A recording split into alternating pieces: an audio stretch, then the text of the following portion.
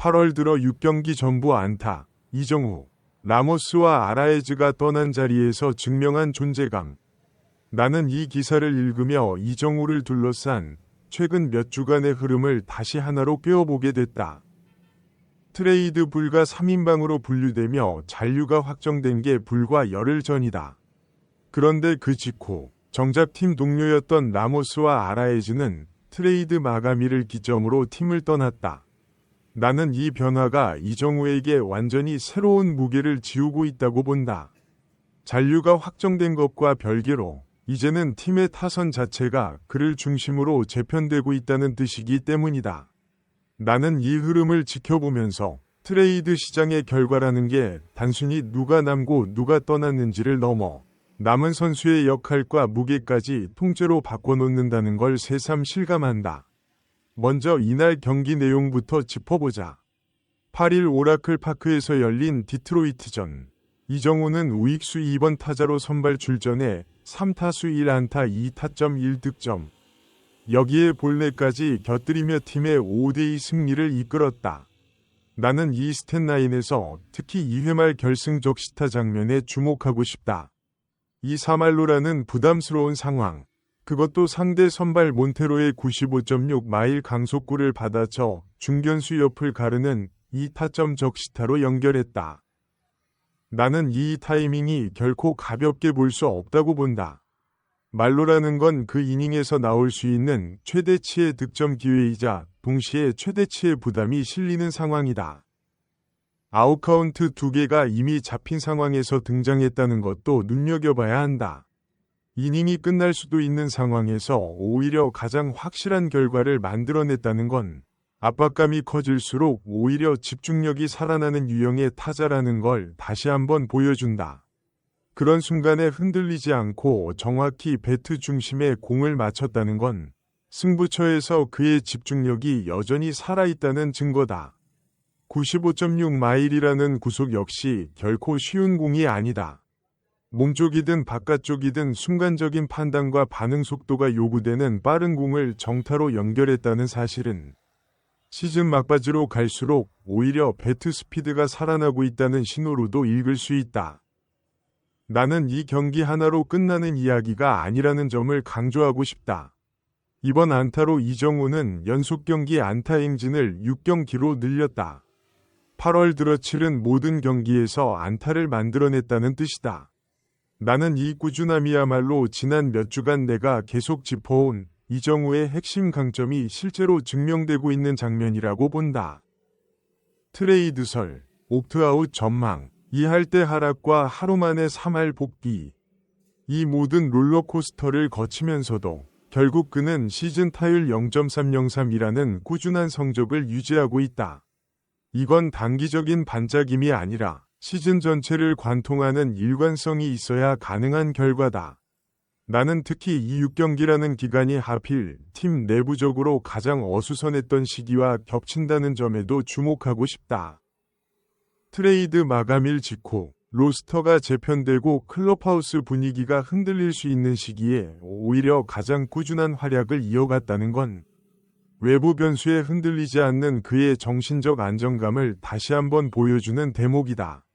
나는 여기서 메이저리그 전체 타율 6위라는 순위에도 눈길이 간다. 이 시점에서 상위 6위권에 이름을 올린다는 건 이정우가 이제 단순히 준수한 아시아 출신 타자를 넘어 리그 전체를 통틀어 손꼽히는 컨택 히터로 완전히 자리매김했다는 뜻이다. 시즌 초반 오버페이 논란에 시달리던 선수가 시즌 막바지에 접어든 지금 리그 최상위권 타격 지표를 유지하고 있다는 이 반전 자체가 그의 시즌 전체를 관통하는 가장 상징적인 흐름이라고 나는 생각한다. OPS 0.788이라는 수치도 함께 짚고 싶다. 홈런 개수가 많지 않은 그의 스타일을 감안하면 이 정도 OPS는 출루와 컨택 능력만으로 만들어낸 상당히 인상적인 종합 생산력이다. 나는 이 숫자가 그의 야구 스타일을 가장 정직하게 보여준다고 본다. 화려한 장타로 만든 숫자가 아니라 꾸준한 컨택과 정교한 성구안이 누적되어 만들어낸 결과라는 점에서 나는 이 OPS가 오히려 더 신뢰할 만한 지표라고 생각한다. 나는 이 기사에서 가장 흥미로운 대목이 라인업 포지션 변화라고 본다. 원래 중심 타선에 배치되던 이정우가 트레이드 마감일 이후 라모스와 아라에즈가 팀을 떠나면서 계속 2번 타자로 고정되고 있다는 설명이다.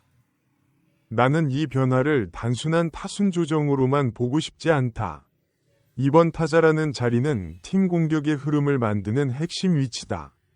최근 메이저리그 트렌드에서는 오히려 팀 내 최고의 컨택 능력을 가진 타자를 2번에 배치해 초반부터 공격을 조직화하는 전략이 일반적이다. 과거에는 2번 타자에게 번트나 진루타 위주의 역할을 맡기는 경우가 많았지만 요즘 세이버 매트릭스 기반 전략에서는 팀에서 가장 출루율이 높고 컨택이 정교한 타자를 2번에 놓아 타순 전체의 득점 기대값을 극대화하는 방식이 대세로 자리 잡았다. 라모스와 아라에즈라는 기존 주축 타자들이 빠진 자리에서 감독이 이정우를 2번에 계속 고정시킨다는 건 그를 새로운 타선의 설계도 중심에 놓았다는 뜻으로 읽힌다. 나는 여기서 이정우가 짊어지게 된 무게를 다시 생각해보고 싶다.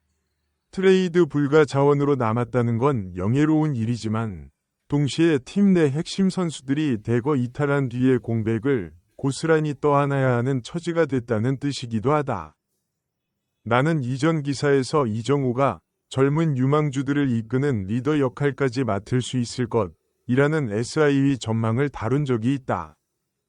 이번 라인업 변화는 바로 그 전망이 예상보다 훨씬 빠르게 현실이 되고 있다는 걸 보여준다. 주축 타자들이 빠진 타선에서 이제 이정우는 명실상부한 중심 그 자체가 됐다. 나는 이 변화가 그에게 부담인 동시에 기회라고 본다. 팀의 무게중심이 자신에게 쏠리는 상황은 분명 압박이지만 동시에 자신의 진짜 가치를 리그 전체에 각인시킬 수 있는 절호의 무대이기도 하다. 물론 나는 이런 변화가 결코 쉬운 상황은 아니라고 본다. 함께 타선을 이끌던 동료들이 한꺼번에 빠져나간다는 건 팀 전체의 득점 생산력에 공백이 생긴다는 뜻이고 그 공백을 메우기 위한 압박은 고스란히 남은 선수들에게 돌아간다. 상대 투수들 입장에서도 이제 타선에서 가장 경계해야 할 이름이 명확해진 셈이고 이는 곧 이정우를 상대로 한 승부가 이전보다 훨씬 더 신중하고 까다로워질 수 있다는 뜻이기도 하다. 그런데 이정우는 바로 그 시점에 6경기 연속 안타라는 흐름을 만들어내며 오히려 존재감을 키우고 있다. 나는 이걸 우연으로 보지 않는다. 팀이 흔들리는 시기일수록 흔들리지 않는 선수의 가치가 배가 되는데 이정우가 정확히 그 역할을 해내고 있다는 뜻이다. 나는 이 흐름을 이렇게 정리하고 싶다.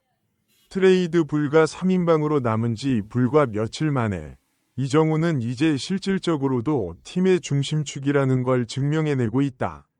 라모스와 아라에즈의 이탈이라는 변수가 오히려 그의 위상을 더욱 선명하게 부각시킨 셈이다.